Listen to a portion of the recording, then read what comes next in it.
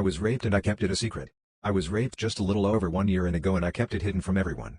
I didn't report it, didn't tell my friends or family, didn't tell my employer. The attack was violent and happened multiple times when I was held against my will. I was in a bad way afterwards physically and mentally, and I stayed off work sick until the bruises faded and I could hide them with makeup.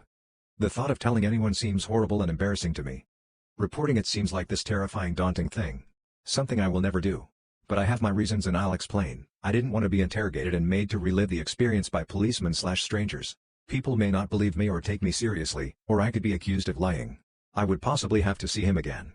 If it made it to court, a whole team of people would be there with the purpose of defending him, accusing me of lying. I couldn't handle that. All my friends, family, co-workers would find out. The thought of that is awful to me. People would start to see me differently, maybe even see me as weaker, broken, damaged. Rape kits sound invasive, humiliating and traumatic. I didn't want my body exposed, poked and prodded by anyone else. People may blame me, because ultimately my poor decision-making led to the attack. Despite it affecting me so much in many different ways, changing me completely, I never said a word to anyone. Everything seems different after it had happened. Normal everyday things feel different. How I react to and felt about certain situations has shifted completely. I now suffer from very bad anxiety and have panic attacks often.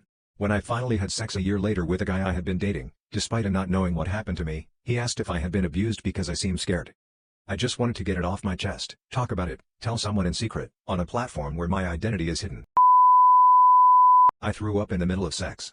Hear me out. This one morning an ex and I were having our usual morning sex. Mid-thrust I throw up all over his bed. Very weird considering I never vomit, not even when I'm hungover. A few weeks later I found out he gave me chlamydia, so I don't feel bad about it one bit. Used my sibling's sex toy. Ugh, I just want to get this over with and off my chest.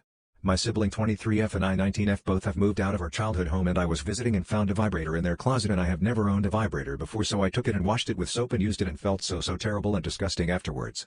I used it for a few minutes and then I couldn't shake the thought of it being there, so I had to stop. Then my mom told me they are going to visit and I panicked, so I washed the vibrator with soap 3 or 4 times just to get the ick off my mind and put it back in their drawer lest they find it missing. When they left a few days later it was gone from the closet, and I hope and pray that they've just thrown it away.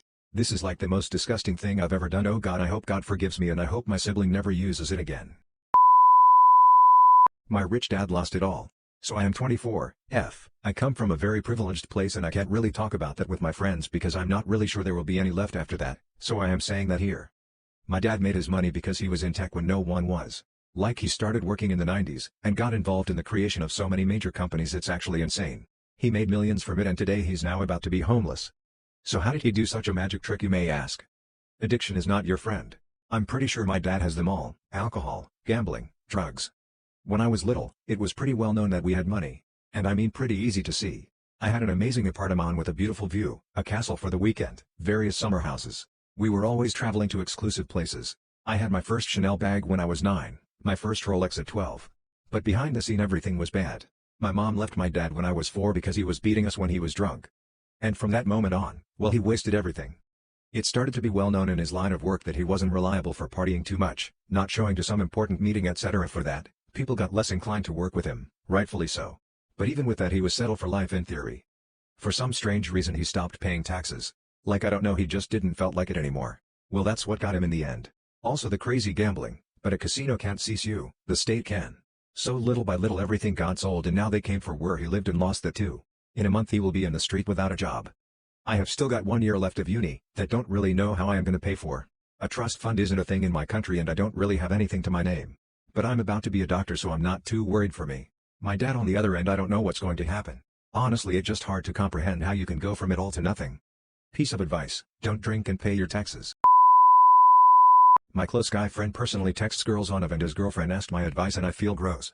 I was FaceTiming my guy friend and his girlfriend yesterday and he left to go do something in the other room, and in the pretext of showing me something in the balcony she told me he texts girls on of and asks them to show him specific parts of their body. She said she discovered this on his phone when he told her to look directions up, and she confronted him immediately because she didn't know what to do and didn't want to lie.